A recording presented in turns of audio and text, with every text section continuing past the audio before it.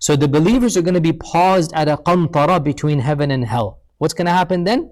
Qisas between the people of the qantara. Qisas between the people that are going to enter Jannah. About issues that happen to them in this world, madhalim, any issues that happen to them in this world, then when they have been cleansed and they have been purified, then they shall be allowed to enter Jannah.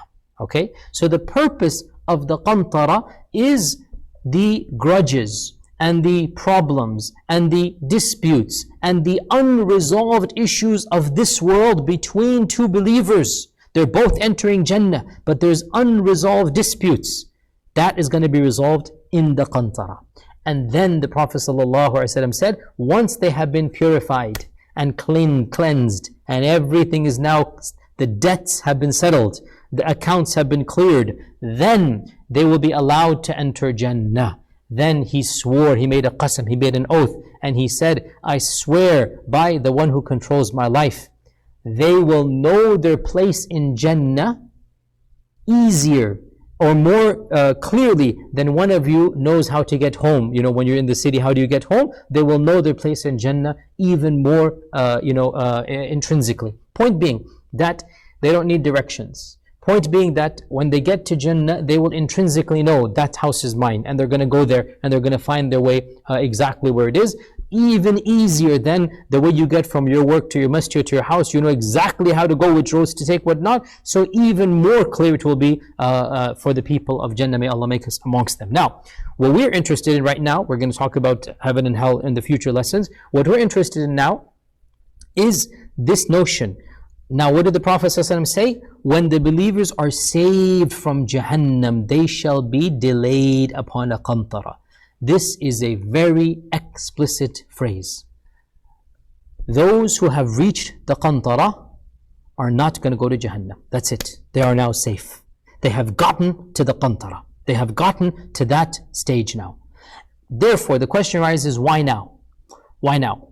And the response is that this is a purification for the final batch of purification. This is for the trivial matters that don't deserve Jahannam. Because you see, everybody wrongs somebody else. We seek Allah's refuge, but who amongst us has not backbited somebody else? Who amongst us has not hurt another believer? Who amongst us has not done something they shouldn't have done? This is human nature. So in Allah's perfect justice, and only Allah can give perfect justice, no one can enter Jannah until the debts have been settled.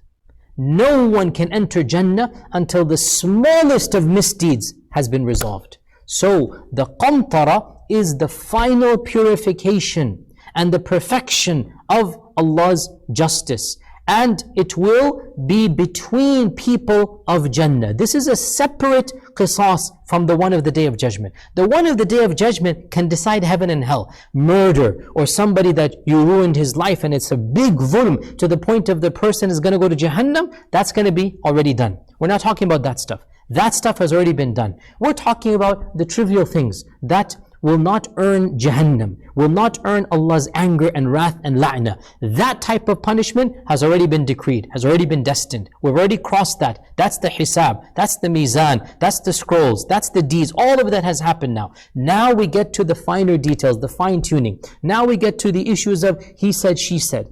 And in Allah's perfect justice, that he said, she said is not going to go unchecked. That small irritation or nuisance, that sarcasm, that mockery, that belittling, it will not go unchecked. Because Allah is the Malik and the Dayyan. As the hadith of Bukhari says, Allah is saying, I am the Malik and I am the judge. No one that has any issue with another person will go to Jannah or Jahannam until that issue is resolved. This is the hadith Qudsi in Sahih Bukhari.